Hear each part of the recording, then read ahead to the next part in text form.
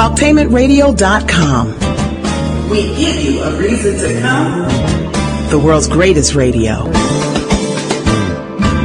We give you a reason to stay. Radio the way it should be heard. You got the power. The views and opinions expressed are those of the host and guests and not necessarily those of TalkTainmentRadio.com, 3MR Production, its ownership, management, or staff. We've got the power. This is The Compensatory Concept with Mr. Neely Fuller, heard exclusively on TalkTainmentRadio.com, the world's greatest radio. Radio the way it should be heard. And now, Mr. Neely Fuller. If you do not understand white supremacy, which is racism, what it is and how it works, everything else that you understand will only confuse you. Only confuse you. Only confuse you. This is The Compensatory Concept, live with Mr. Neely Fuller, heard exclusively on TalkTainmentRadio.com, radio the way it should be heard, the world's greatest radio. And joining me every Wednesday, 10 a.m. live, Eastern Standard Time. Now, if you're in Washington, D.C., if you're in L.A., if you're in San Francisco, if you're in Spain, if you're in Lagos, Nigeria, if you're over in Addis Ababa, Ethiopia, wherever you are, you can hear us live at 10 a.m. Eastern Standard Time, Eastern Standard by the United States time. But joining me every week at this time is certainly a gentleman that by now needs no introduction, Mr. Neely Fuller Jr., who's written two of the most definitive works on what we call the global racial condition around the world, the global racial condition, what's happening over in India, what's happening over in Europe, what's happening over in areas called Asia, South America, the Pacific, all over the world. There is, Mr. Fuller says, the number one situation, number one problem that has to be solved, that is yet to be solved, is the problem of RACE. Joining me is Mr. Neely Fuller, and in this hour, at least in the first 20 minutes, we're going to get into a discussion about family. A lot of us are looking at this whole family thing. We're coming up on Father's Day, what that means. We're going to talk about fathers. Can you be a father under these conditions? A whole host of questions that we have to ask Mr. Fuller. And then, of course, he has some questions that he's received from you that he's going to answer. Now, if you want to get Mr. Fuller's works, you go to producejustice.com. Let me, like Richard Pryor would say, let me repeat that. You go to producejustice.com and you can just follow the prompts. Once you get there, and they will take you to where you can get Mr. Fuller's two definitive works on racism and race relations, not only here, but around the world. I think Mr. Fuller was one of the first to really look at it from a global standpoint, long before the New World Order advocates began to come in. He was talking that a racist or a white supremacist has no nation state that they are bound by. They don't see that. Wherever they are, that's what they do. Mr. Fuller, how are you doing, sir? I'm still learning. Mr. Fuller, this notion of Father's Day is coming up June the 16th, I believe. So we're just about right there, about 11 days away. Can a black man under these conditions be a father? Is there such a thing as a black family? Does that really exist? Are we fooling ourselves, or is there something to this? Can black families really exist? Mr. Fuller. No, not in the system of white supremacy. And that's the major system on the planet. And all black people, black males, who consider themselves to be fathers in the system of white supremacy cannot function as fathers in the system of white supremacy. Reason being, the system of white supremacy, which is racism, is designed to see to it that all of the fathers, quote unquote, are legitimate fathers in the form of those white males who believe in white supremacy. They are the dominant factor in what is called the black father system and or the black family. Mm-hmm. So any white male who believes in and who practices white supremacy in a system of white supremacy, according to logic, would have to be the father or the head of the household of whatever is called the black family. Because when you talk about black fathers, you're talking about family. So there's no such thing as a black family as such. They're just people who are herded around by the white supremacists, racist man and racist woman. So the actual fathers of black people everywhere on the planet are white people who believe in white supremacy. They are the ones who are the custodians. They are the ones who all of the so-called black fathers go begging for jobs, for housing, for education, for whatever they need, and then they go and announce to their black so-called wives, honey or sweetheart, today I got a job, or I was given a promotion, or I was given a license to go into business. Go into business where? Anywhere on this planet where a black person has a business, and they were given that license by somebody who was directly, indirectly, a white supremacist. That's what white supremacy means. So I want to explain that in detail. That's why I did it slowly, so that people will try to get that picture in their mind. Mm-hmm. Now, the statements that I just made are either true or false. Now, Mr. Fuller, let's start with two key definitions, and maybe since you brought up a third word, maybe that also. Let's define what father is. Let's define what family is, and you mentioned the word wife. Let's get three definitions and see if, in fact, people are functioning according to those definitions as you lay them out. Go ahead, Mr. Fuller. Well, a father, first of all, has to have a support system. Mm-hmm. That's a father in the form of an individual, since all people are limited.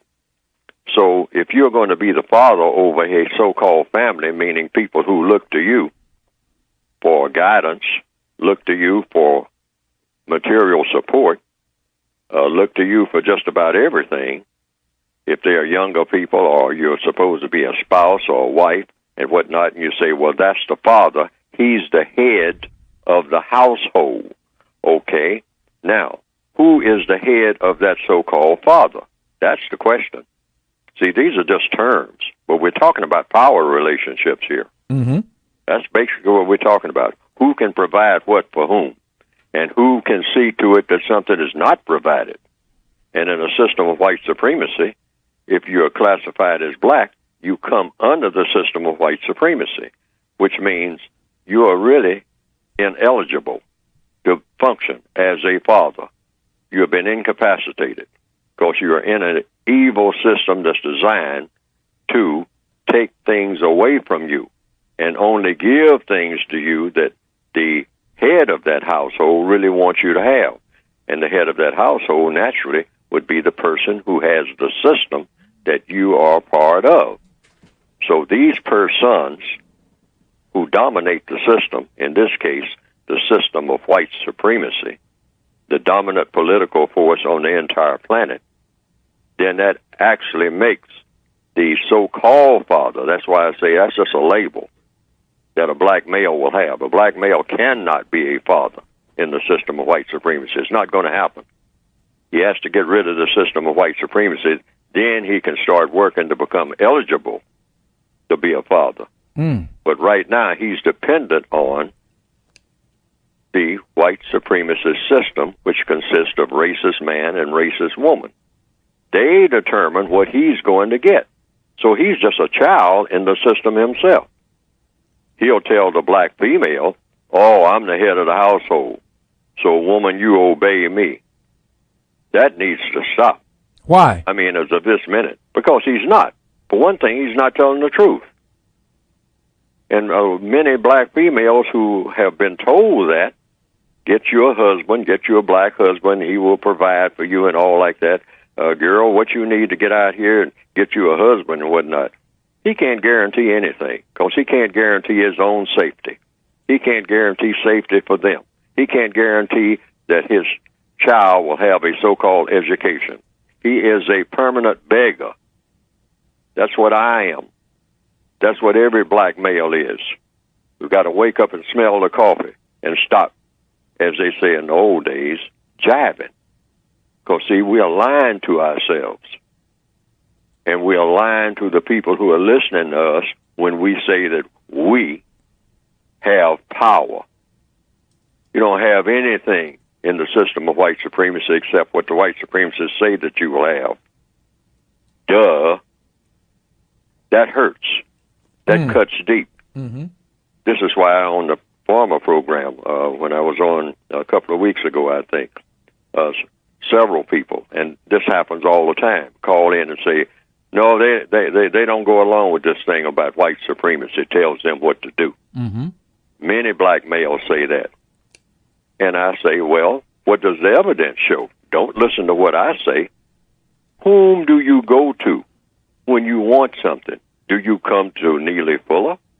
Do you go to any black male? And if you go to another black male, that black male that you're going to has to go to somebody. And who is that somebody? It's always somebody who you might classify, first of all, as white. And most likely a white supremacist, if you're talking about the real center of power. Because the white person who doesn't practice white supremacy doesn't have any power. Otherwise, you wouldn't have a system of white supremacy. Mm-hmm. So any black male who says, I'm going to support my family, you know, and I'm not getting out here asking for a job or begging nobody for a job. I'm going and buy me some land, and I'm going to raise my own food, and I'm going to get my own tractors and whatnot, and I'm not paying no attention to these black people out here whining about this, that, and the other, and I'm not paying no attention to white people who say that I got to depend on them. I depend on myself. I am a man, M-A-N. But then when you see him actually go into action, what is the first thing he does? He goes and, hat in hand, if he's got a hat, and he sits there in a chair. And I'm talking about what you're actually looking at now, not what he's talking. Mm-hmm. And he's saying, well, I got a plan to go out here and buy me some land, and my plan calls for this, that, and the other, and all like that. So I need some, what? Capital. Mm-hmm. Now, where is he going to get it? He's going to get it from the white supremacists, and they will allow him to have it if they want him to have it.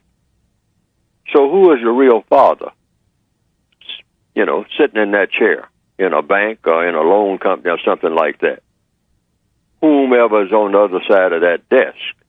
And if the person on the other side of that desk is also black, it might even be his own brother, blood brother, kin. He's got to get permission to have what? A bank. And I don't care if he's in a so-called independent black country. He's going to answer to the white supremacists. I'm talking about some black person who is in what you call an independent black country, Congo, Nigeria, Zimbabwe. Now, that black person sitting behind that desk saying, okay, well, I'm the president of this bank. And you're black? And you're the president of this bank in Zimbabwe, in Timbuktu?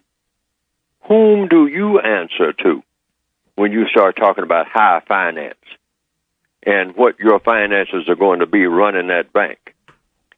Not only that, how did this bank get started in the first place? Mm-hmm.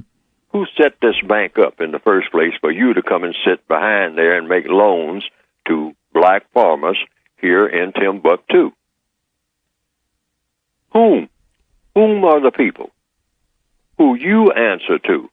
And don't tell me you don't answer to anybody, that you produce your own currency, and that you determine what the value of that currency is. Mm-hmm. See, we got to be realistic, and being realistic hurts. But it's not about our feelings being hurt. It's about solving problems. And no matter how big a problem is, the first thing you do is supposed to tell the truth about that problem. Let's go to the word family, Mr. Fuller, and then the word wife. Is it possible under these conditions, or does the same rule apply that you really don't have families? And if we don't have families, what do we have? A herd. And I call it, in the word guide, I call it care kin. That's what I consider myself. Care kin? Yes, I made up a term because you have to make up terms because that family doesn't stick. Well, and that head actually, of all household words and all that doesn't work. Mm-hmm. What is when you say care kin? What are you saying? In other words, I'm saying that I have some people around me that I care about, and I do what I can to help them, and they do what they can to help me. But we both, if they are black, anywhere on this planet, our masters, our fathers and mothers, they are illegitimate fathers and mothers, but they are the white supremacists. They are our illegitimate fathers and mothers, all of us, according to what? Neely Fuller? No, according to the evidence. Whom do we go to when we want something? Black people all over this planet are straggling across the desert with their babies in their arms, and maybe one a black female, strong, going across the desert, one baby in one arm, another baby in the other arm, a baby in her abdomen, and 2 or 3 babies, older ones, strung out behind her, and the black male walking in front of her. What are they doing walking across that desert? He's trying to lead them to where the white supremacists are, and knocks on the door at the border that the white supremacists set, by the way. They make the borders everywhere on this planet. And the white supremacist says, well, where are you people from? Say, well, we're from out here in the desert and whatnot, and we don't have anything.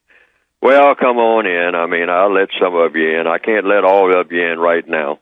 So I'll pitch some tents for the rest of you, and I'll try to find some place to put you people, And that happens everywhere. And it's happening in this area of the world when we go looking for what? Jobs. When we go looking for education. So the question, just like you just raised, who's the head of a household here? Who is the real father? Who is the real mother? For black people, they are white. And they are illegitimate, but they are still the white supremacists of this world because they took over all the land and everything else on the planet from the non-white people on the planet. Non-white people don't own any land, even though they'll say they got some papers that prove that they own it. When a white supremacist walks up and says, your papers don't mean nothing to me, boy. Where'd you get those papers? Whose signature is on the papers? They're not valid if it's not my signature. Duh. So you are moving. I think the discussion that you were having just before this program came on today about Detroit was about dislocation. That's one of the racist things that they do. I think I was in Columbus, Ohio a decade or two ago. I was sitting at a lady's table where I was invited by some of the people associated with the TalkTainmentRadio.com. Oh, yeah, I remember that. Yes, and the lady said, I really like my neighborhood. It's really nice. The lawns are nice. The people keep up the property and all like that. And I really like my house. I like this neighborhood. But there are some rumors going around that some, people have some plans for making us move. And she asked me, sitting there at her own breakfast table, what does your code say about that, Mr. Fuller? And I said, well, if this is the plan of the white supremacists, you are going to have to prepare to move, because that's one thing they cannot cut corners on. They must be able to make non-white people move anytime they get ready. Otherwise, they are really losing their power. I said, and it's nothing, no black person. They don't let any black person get in position to stop them from making people move when they really want those people to move. Wow. That is absolute in the system of white supremacy. And people who don't believe it, have them tried. Oh, yeah, they'll show up, put up a little fight, and put up some money, make a big fuss for a while. But if the white supremacists really want you out of your house, you better start looking for a place to stay. Yeah, we're seeing that all over the country. Mr. Fuller, stay right there. We've got so much more to talk about. You need to join us at 1-877-932-9766. Talk with Mr. Fuller. We've got much more to cover. Stay right there. More to come on the compensatory concept, heard exclusively on TalkTainmentradio.com.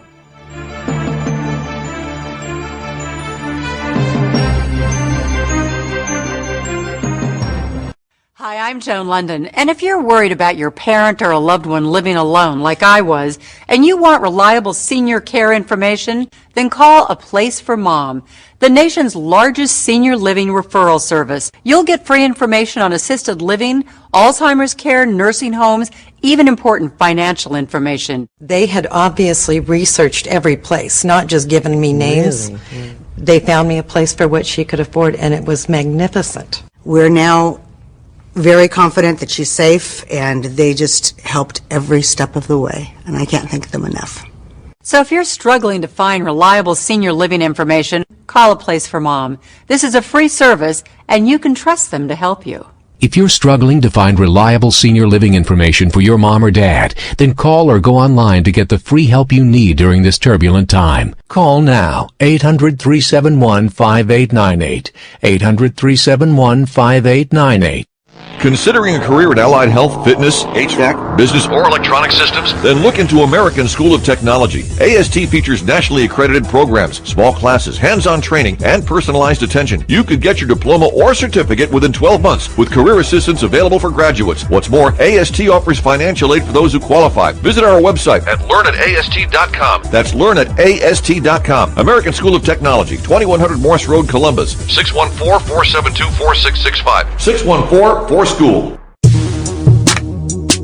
Are there hidden sex words that impact your brain? Are there secret images and symbols that manipulate and control your child's mind and behavior? Why are so many youth unable to resist the destructive sexual messages beamed into their brain without them knowing they are being manipulated? Do you want answers? Get the new book, Sex Code War by Kahari and Ahara, coming soon.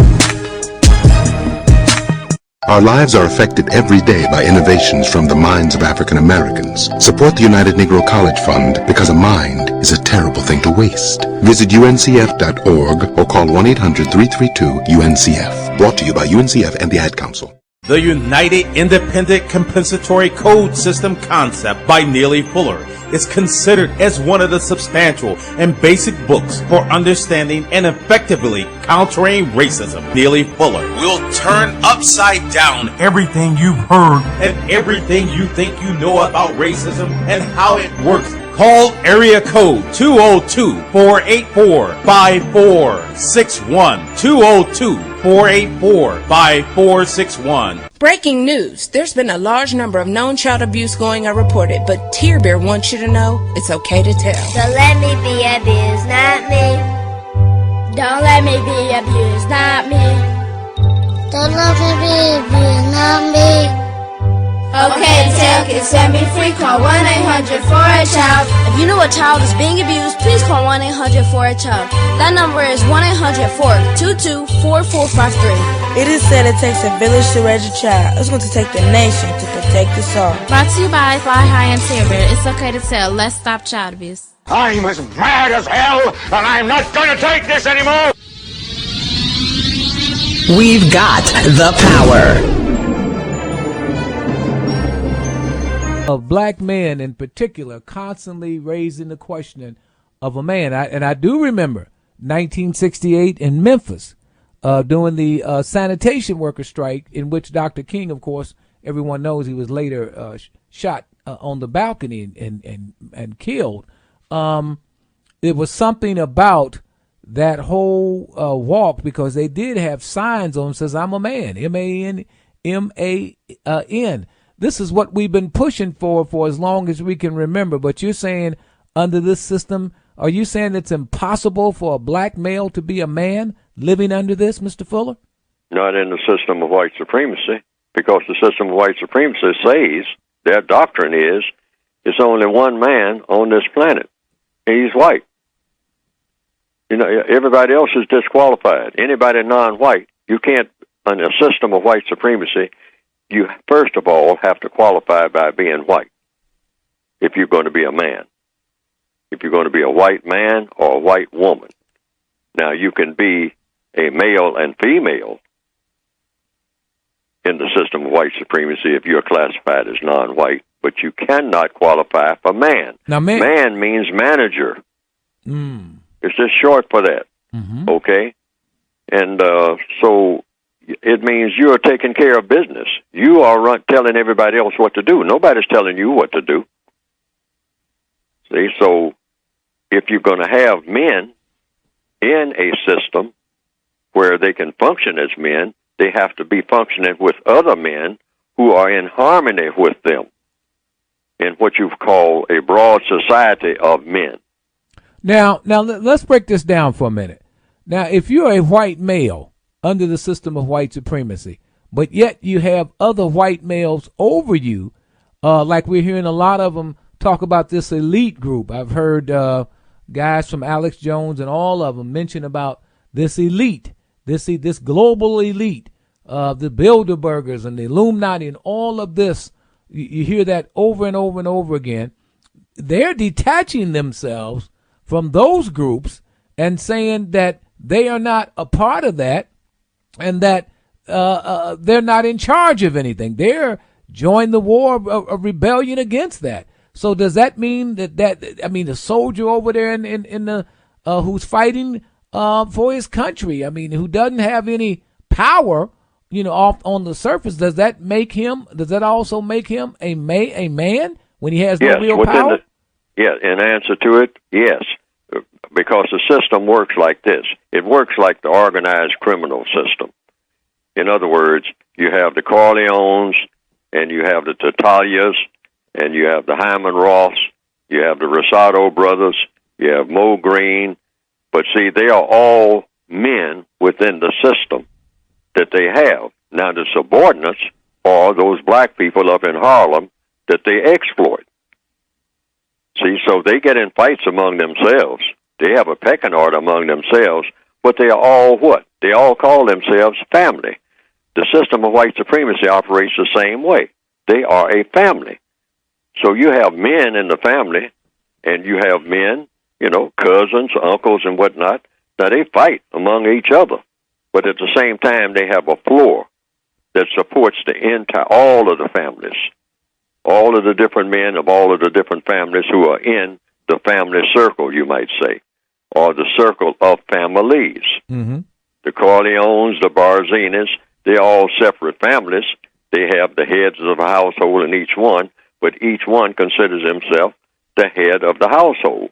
Now, the people who are subordinate, all of those black people, regardless of their gender, up in Harlem, just like in Godfather 1. Now, the system of white supremacy operates the same way.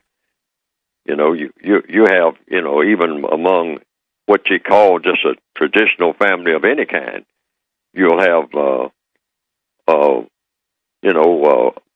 a male who is a quote unquote the head of a household, mm-hmm.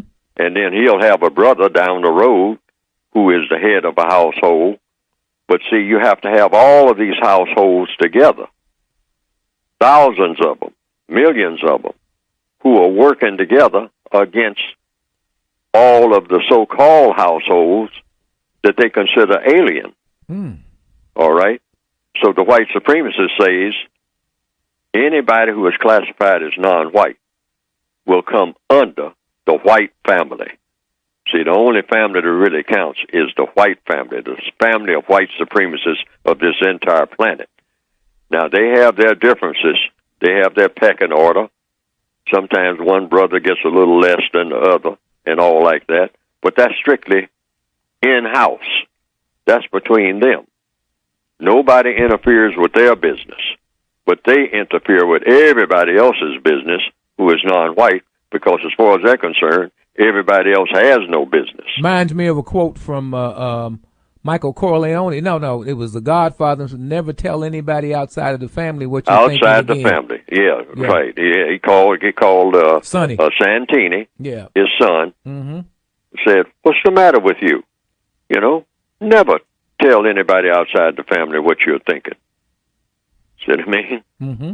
And so, in other words, hey, we're a family now. We have our arguments here among ourselves and all like that. The brother Santini, he had his argument with his brother Michael about the best way to do what? The best way to run family business. Yeah. They have these arguments. In fact, the arguments sometimes blow up on a world scale among the white supremacists into what they call civil wars. There's no such thing as a civil war. There's no war that is civilized, but that's what they call it. That's a little genteel way that they have of describing massive bloodshed. Yeah. But they're arguing about what?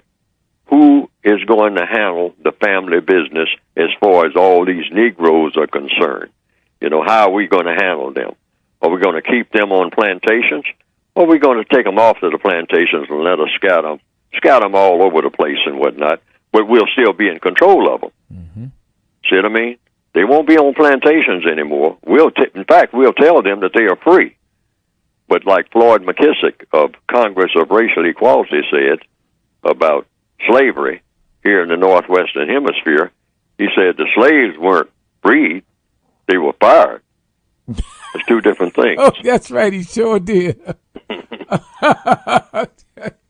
Yeah, because it was sort of let out to pasture, if you will. You're listening to the compensatory concept with Mr. Neely Fuller Jr. He's the author of two of the most definitive works on race and racism and global racism and all of those things. If you want to find out more and get copies of his works, all you have to do is go and type in the words www.producejustice.com. That's www.producejustice, that's one word, producejustice.com. Follow the prompts, and it'll take you and tell you exactly what you got to do to pick up your copy today. Make sure you do that. You can hear us live every Wednesday at 10 a.m. Eastern Standard Time all over the world. And Mr. Fuller, we have people listening all over the world because we're constantly getting inquiries about the show and et cetera, et cetera. So as we look at this now, the third one that I wanted you to look at, and this might be the most sensitive one, this term wife. Can a black female, well, and then now the whole thing is changing with this so-called homosexual marriage. Can a black female be a wife living under the conditions of white supremacy, Mr. Fuller? Can it be a wife? Can she function as a wife? No, she's a servant. She's a slave. She's a prisoner of war. See, the black people of this planet have been conquered, so they all come under the label of prisoner. Prisoners can't be fathers. They're prisoners. And they can't be mothers. They're just wards of the state, and the state is the state of white supremacy. So they're just totally dependent. And this dependency is bore out, but as what you said, but what we were talking about in Conversating AM before we came to compensatory concept. No black people in Detroit are able to save Detroit. And it doesn't matter what they do, how much they protest or whatever, they're always protesting against something to somebody, but never have the power themselves. If all of them got organized and said, we're going to revitalize and save Detroit tomorrow. Is this what you're talking about? What would be the procedure? See, it always comes down to procedure. See, black people love slogans. Black power, fist in the air. We love a lot of drama. Dark glasses and looking ominous and all this kind of stuff, and dreadlocks and all the rest of it. I mean, to assert our manhood, that's a whole bunch of nothing. I mean, let's face it. We got to deal with truth. I mean, black people more than any people on the earth talk about keeping something real. And we're the most unrealistic people that ever existed in the history of the universe. Because we won't, first of all, tell the truth about our prison-like state and the system of white supremacy. We have to understand the system that we're in and stop pretending. Stop being actors. Stop pretending to be fathers. Stop pretending to be mothers. Stop pretending to be something other than what we are, victims of white supremacy. Because now some people will say, well, if we look at ourselves as victims, that kills the spirit. No, it doesn't. Any soldiers who are worthy of being called that, any general of any army, first of all wants to know the truth. What are we up against? That's one of the first things that any lieutenant, second lieutenant in an army, coming up on a scene, he lays out the maps and say, what's our situation? I don't want anybody lying to me. I think it was President Harry Truman who says the one thing he doesn't want on his staff, and he used very vulgar language to express it. He said he doesn't want a kisser on his staff at all. He says because a-kissers, in other words, people who butter you up and tell you everything is all right, are really undermining you. So you want people who will come to you and tell you just how awful everything is, if things are awful. Now, if they're not awful, naturally you don't want to make anything up and lie about it. But if things are in a terrible condition, you want someone, if you are a second lieutenant in an army, in a trench somewhere, you want someone to tell you the truth about how strong the enemy is. Not come to you and tell you to make you feel good, telling you how weak the enemy is. It means you will always be a loser. You want to know how many tanks over there on the other side of that hill. You want to know, because you got some report, that it was only a small patrol of 15 people over there on the other side of that forest, and it turns out to be 3 divisions or 10,000 troops rather than a 10-man patrol, and you hear that it's 10,000 troops with tanks, and you only got 500 people, you better know that. You don't want anybody kidding you about that. I mean, these false reports are not going to help you at all. See, black people want all these wonderful reports. We are great when it comes to drama and pageantry. We want somebody to tell us how great we are because we're just so black and proud. Well, it doesn't make sense in the system of white supremacy. We don't have anything to be proud about. But that doesn't mean that we just go around and forever be depressed, heads down, hand dog. Right. It means you do like any people do who have odds against them. Know what the odds are and start codifying how you are going to overcome these odds, and don't spend 5 minutes bragging about yourself. That's another thing. That needs to stop. This Father's Day thing that's coming up and all like that, forget about that. We got to qualify to be fathers first. So what do we celebrate? You're saying don't celebrate it?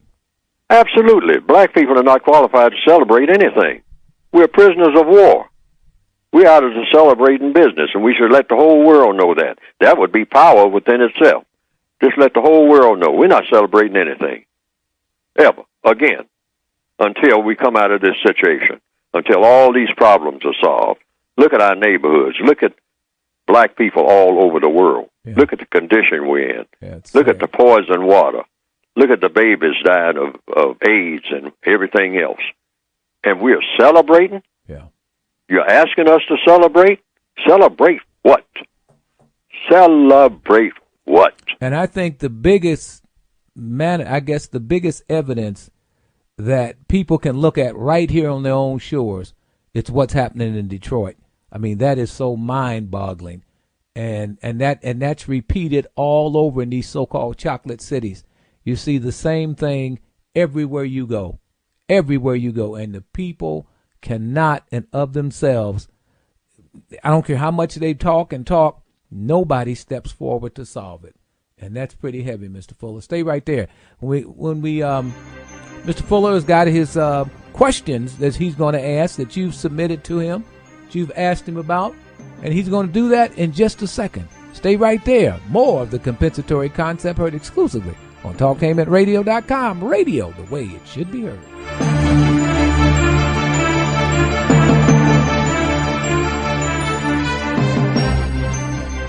TalkTainmentRadio.com is now more listener friendly. We've categorized.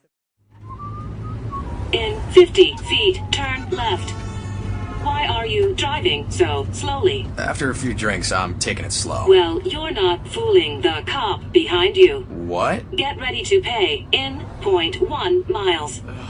Getting pulled over for buzz driving could cost you around $10,000 in fines, legal fees, and increased insurance rates. Nothing kills a buzz like getting pulled over for buzz driving, because buzz driving is drunk driving. Brought to you by the National Highway Traffic Safety Administration and the Ad Council. The United Independent Compensatory Code System concept by Neely Fuller is considered as one of the substantial and basic books for understanding and effectively countering racism. Neely Fuller will turn upside down everything you've heard and everything you think you know about racism and how it works. Call area code 202-484-5461. 202-484-5461.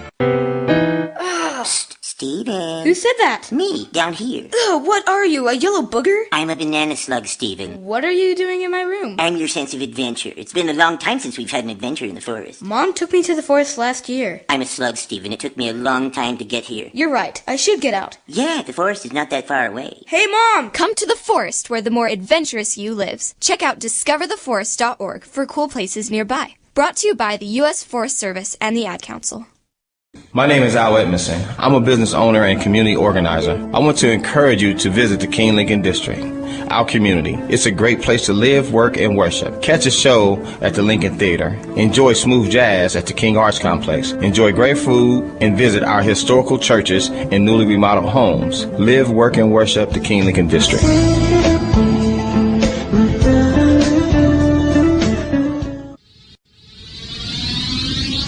We've got the power.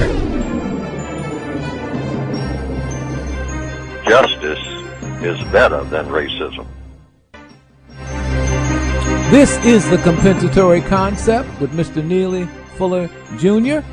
I'm Brother Kahari, sitting in every week with Mr. Fuller at 10 a.m. Eastern Standard Time. If you want to know more about the compensatory concept, you can go to TalkTainmentRadio.com. Click on programs, look up the compensatory concept, then you can get our podcast. The podcasts are simply replays of programs that we've done before. And of course, if you want to catch us again, this program, if you missed this program at 10 a.m., you can catch it at 10 p.m. tonight on TalkTainmentRadio.com. All right, Mr. Fuller, let's go into the questions that you have received this week. And let's open that up and see what's shaking. Mr. Fuller. Well, some people have asked, about something we kind of indirectly touched on this morning, work and play. So what does the code say about that? Compensatory code. I'm talking about a code for solving problems. When I use the term code, I just mean what black people should be doing. Code just means a way of going about doing things. Mm-hmm. So we should learn, if we're going to have what we call a new culture, which is what we need, because the culture that we have is not working, and hasn't worked. So we need a completely brand new culture. And so part of that culture is we blend our work and our play and make them one and the same. See, like this Father's Day that's coming up and all like that, rather than go somewhere and have, pig out and having barbecue picnics in the backyard, those who can afford to have them and all like that. Just forget that and say, what can we do to solve problems? Get on the phone. It's just a cell phone, quiet Father's Day, so to speak, and talk to somebody about problem solving, network. Make a plan for solving some type of problem. Just like I said a few weeks ago about family reunions. All black so-called family reunions, since we don't really have families anyway, I mean, there's little raggedy arrangements that we have under the system of white supremacy. You can't really call it family. We're just a bunch of prisoners, I mean, who are trying to interact with each other, hopefully in a constructive manner. I mean, you know, by working as best we can with each other without a whole lot of fights and arguments. And one way to do that is when we come together, when we contact each other, we make our work and play the same thing. You can do constructive work and actually call it play. The white supremacists have this thing of, well, the way we handle the black people is that we tell them that they'll have to go to work. And then while they're working, they're looking forward to getting off from work, and then we'll give them Watermelon Day on the plantation. We'll set that aside once a month so that they can, what? Play. They're no longer working, they are playing. Well, it can be that black people can arrange their affairs in such a way that this is something we can do ourselves. We can say, we're going to make play and work one and the same, meaning we're going to do constructive things. There's no such thing as time off so that we can play. No, we're going to take whatever work we do and make that our play and enjoy our work as we are playing so that the work and the playing blend. Now, we're not going to be able to see it that way real quick. But once we look at it that way, we will start coming out, evolving out of this situation that we've been in like forever. Because work and play should not be separated. They should be one and the same for people who are prisoners of war. Mm-hmm. See, soldiers make their play a part of their work. I mean, they do that. I mean, you know, if you study how soldiers operate and whatnot, they play, but they also make their play part of their work, even as they conquer people or they defend themselves against conquest and whatnot. They blend in so that it's almost seamless. Not exactly, but pretty close, so that the business of work never gets out of hand. So black people just sort of say, the only reason I work is so that I can get some time off so I can play. No, work and play should have equal status. Not just work is something that you do drudgingly, something that you abhor, something that you can't stand, which is what we have been taught to do. And it's logical that we would think that way because we never got paid very much for the work that we did. So playing was all we ever thought about. And that was logical that we would. But when you have a little leeway, a little time yourself to do things constructive, blend your play and your work in such a way that everything that you do is constructive. Your play and your work has a constructive result, rather than this destructive results that we usually get out of our play. Usually when black people assemble to play, not going to do any work, but this is playtime, it usually winds up being some type of non-constructive activity. Sometimes people even get killed.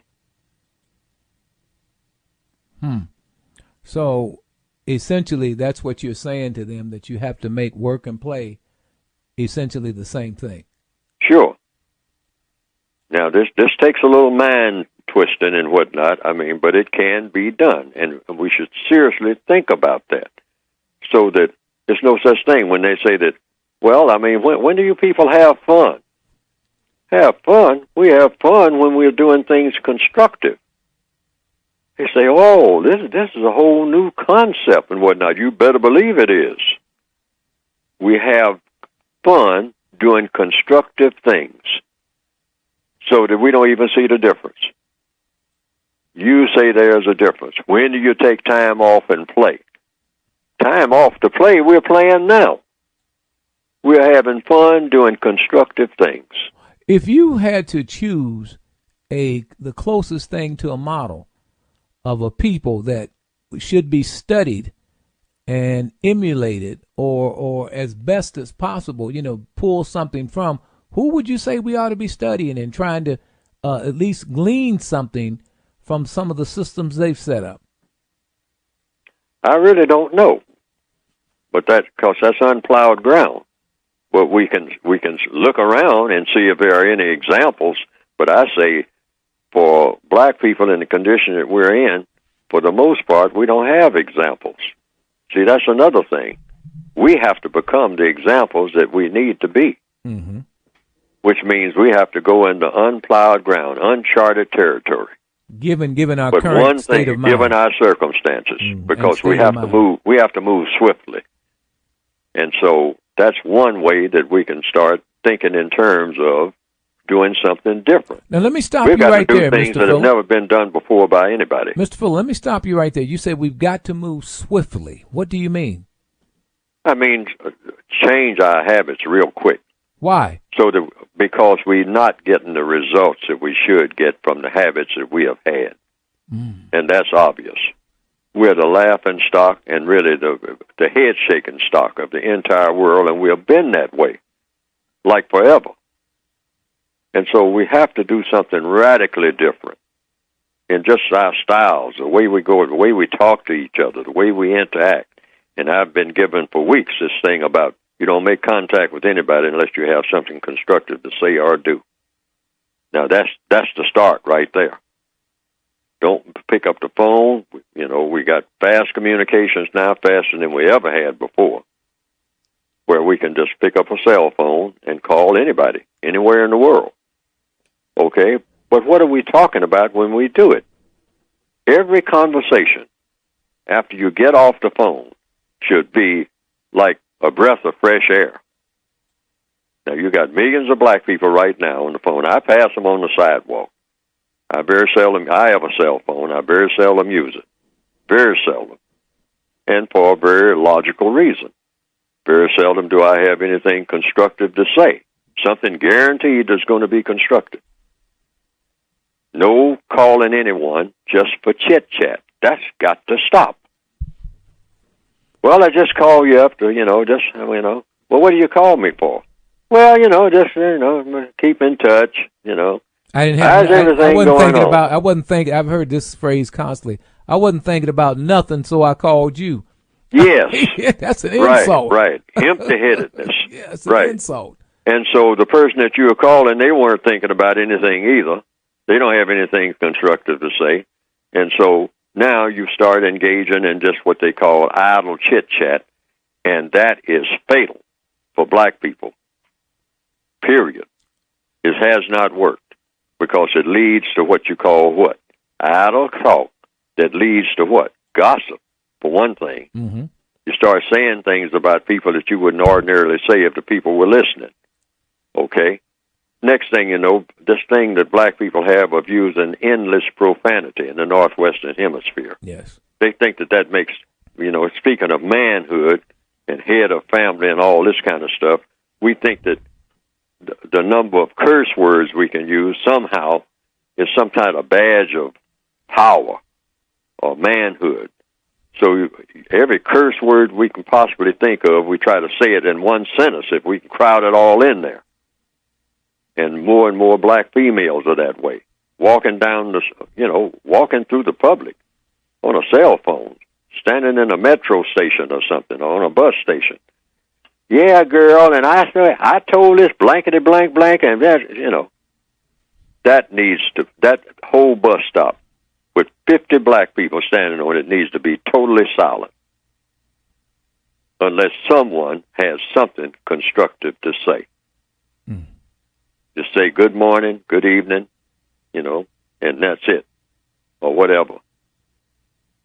I mean, we should become some of the quietest people in the world, and we would be, not just for the sake of being quiet, but because we have cut out all of the nonsense talk.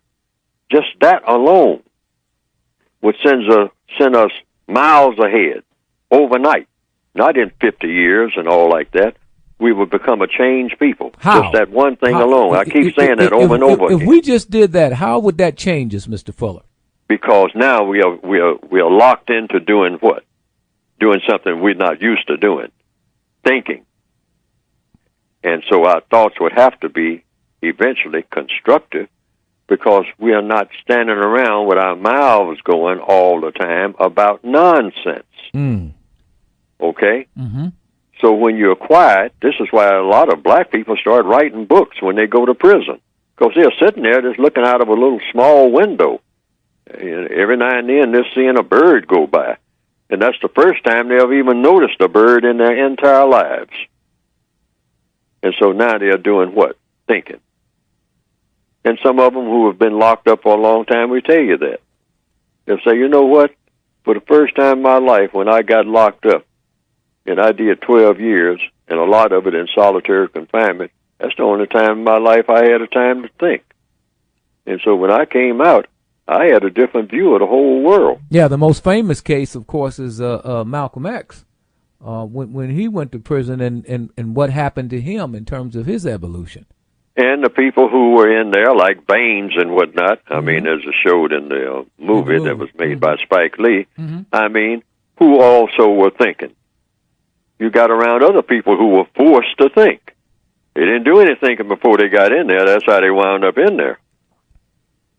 Because I always say, there's no such thing as a smart person being behind bars, except those who plan to be there. Yes. Yeah. That's heavy. Mr. Fuller, we've got about a couple of minutes left. Is there any closing thoughts about any issue of the day that you want to make reference to? Well, I'll just go to the book that you can get, producejustice.com, and all the books, and on page 58, 59, and 60. I always want to reiterate this over and over again on those pages under economics, use of time and energy. It's just 3 pages. And I'm saying a person, if they do the 4 things that are on those pages as described, it's impossible to get lost about what black people should be doing. There's just 4 things listed. And if you're doing one of those 4 things, you're always on track. Well, we are certainly in the wilderness right now, Mr. Fuller, and I don't think any of us have seen this for quite a while. I mean, the fall has been just utterly dramatic from where we remember where we were when we were really, I think, trying to move forward back in the golden age. I guess now it looks like a golden age of the 60s and the 70s. And from that moment forward, I mean, after that, it's like we've reached levels that I don't think any of us have ever seen. I've never seen in my lifetime. Well, see, when the white supremacists took the chains off of our ankles and off of our wrists, they worked on our minds so that now we are becoming more and more insane, even though we are better fed than we were when we were in the chains. I mean, you know, we're overweight practically from food, but that's not the problem. The problem is in our heads. It's nothing going on up there. Yeah, I've never seen it like this. And I think breathing some sanity and some codified behavior in there is going to go a long way. Mr. Fuller, thank you. As usual, I appreciate you and look forward to talking to you real soon. Thank you.